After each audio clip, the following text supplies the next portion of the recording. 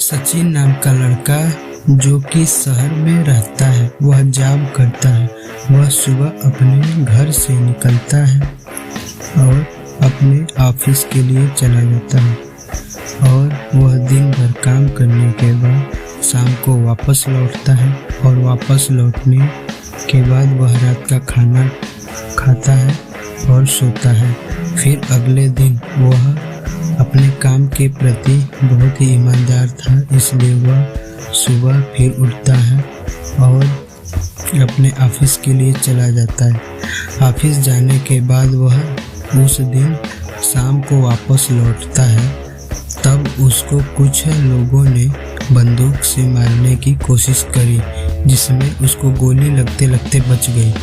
वह बच जाता है और घर चला जाता है। घर जाने के बाद जब वह दूसरे दिन आता है तब वह फिर काम करता है। वह उन बातों को भूल जाता है।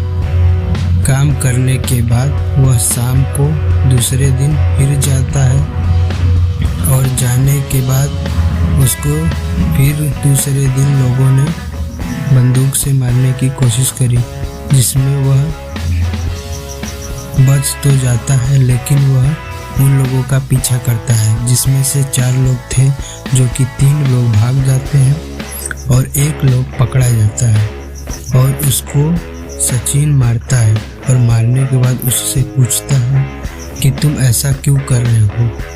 तब सचिन उससे पूछता है, तब वह लड़का बोलता है कि मैं पैसों के लिए यह सब कर रहा हूँ और यह सब तुम्हारे मालिक ने मुझे करने के लिए बोला है। सचिन दंग रह जाता है और उसको छोड़ देता है और घर चला जाता है। रात भर वह सोचता है कि आखिर हम मेरे मालिक ऐसा कैसे कर सकते हैं, लेकिन वह समझ नहीं पाता है। तीसरे दिन फिर वह जाता है और काम करता है। काम करने के बाद वह शाम को वापस आता है और फिर एक दिन ऐसा काम करते करते बीत जाता है। फिर उसको उसके मालिक कंपनी से निकालने की साजिश रच रहे थे, लेकिन वह उसको पता था। तब वह कंपनी छोड़ने के बजाय उससे बोल कर जाता है कि मैं इस कंपनी में मैनेजर पर काम करना चाहता हूँ। उसका मालिक बोलता है कि मैं किसी और को रखना चाहता हूँ, लेकिन आपने मुझे मरवाने की कोशिश क्यों करी।